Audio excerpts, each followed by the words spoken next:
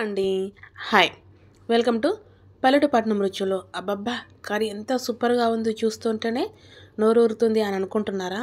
చాలా బాగుందండి దొండకాయ కర్రీ.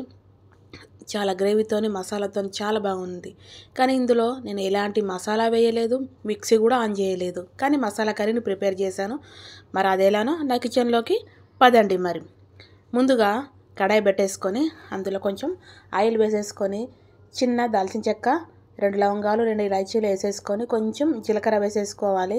అలాగే ఒక 4, 5 రెబ్బల వెల్లుల్లి వేసేసుకొని ఫ్రై చేసేసుకొని అలాగే ఒక మీడియం సైజు ఆనియన్, 4 పచ్చిమిర్చి, కొంచెం కరివేపాకుని వేసేసుకొని మంచిగా ఫ్రై చేసుకోవాలి. అలాగే కొంచెం చిటికెడు పసుపుని అలాగే కట్ చేసుకున్న లేత దొండకాయ ముక్కల్ని వేసేసుకొని మంచిగా మూత పెట్టుకొని ఒక 5 నిమిషాలు మగ్గించుకోవాలి. దొండకాయ ముక్కలు ఈ విధంగా మగ్గిన తర్వాత అందులో ఒక 2 టమాటాలని ముక్కలుగా కట్ చేసేసుకొని వేసుకోవాలి. ఈ టమాటాలు వేయడం వల్ల మనకు కర్రీ టేస్ట్ అనేది చాలా బాగుంటుంది. అలాగే రుచికి సరిపడా సాల్ట్ను కూడా వేసేసుకొని అలాగే కొంచెం స్పైసీకి సరిపడా కారాన్ని అలాగే కొంచెం 1/2 టీ స్పూన్ ధనియాల పొడిని కూడా వేసేసుకొని మంచిగా మిక్స్ చేసేసుకోవాలి. కర్రీ అనేది చాలా బాగుంటుంది. అసలు చూడడానికి కాదు తినడానికి కూడా టేస్ట్ అనేది చాలా బాగుంటుంది. ఇంకా మీరు ఆలోచిస్తున్నారనుకుంటా మసాలా ఏంటి అని చెప్పేసి. ఈ విధంగా మగ్గిన తర్వాత ఆయిల్ పైకి వచ్చేసిన తర్వాత మన సీక్రెట్ ఇంగ్రీడియంట్, సీక్రెట్ మసాలా అనేది వచ్చేసింది. అదేనండి బిర్యానీ గ్రేవీ. మనం బిర్యానీ తెచ్చుకుంటే గ్రేవీ అనేది వేస్ట్గా పడేస్తూ ఉంటాము. కొంత తినేవాళ్ళేమో తింటుంటారు, పడేసేవాళ్ళు పడేస్తూ ఉంటారు. కానీ నేను మాత్రం బిర్యానీ గ్రేవీని ఈ విధంగా మసాలా కర్రీస్ ప్రిపేర్ చేస్తూ ఉంటాను.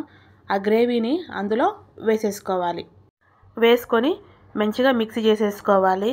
ఈ గ్రేవీతో పాటు కొంచెం ఒక గరిటెడు పెరుగును కూడా యాడ్ చేసేసుకుంటాం. మనకు కర్రీ అనేది చాలా క్రీమీ స్ట్రక్చర్తో చాలా బాగుంటుంది.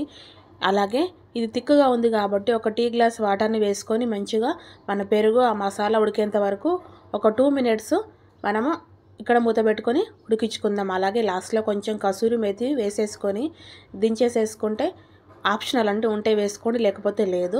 అలాగే కొంచెం కొత్తిమీర కూడా వేసేసుకొని దించేసుకుంటే మన బిర్యానీ గ్రేవీతో తయారు చేసిన దొండకాయ మసాలా కర్రీ అనేది చాలా బాగుంటుంది.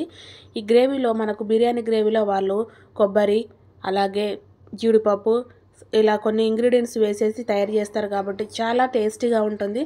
కర్రీస్ అనేది కూడా చాలా అంటే చాలా పర్ఫెక్ట్గా మనకు కుదురుతూ ఉంటాయి.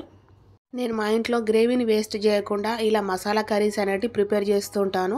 ఈ వీడియో నచ్చినట్లయితే లైక్ చేయండి, షేర్ చేయండి, కామెంట్ చేయడం మాత్రం అస్సలు మర్చిపోవద్దు.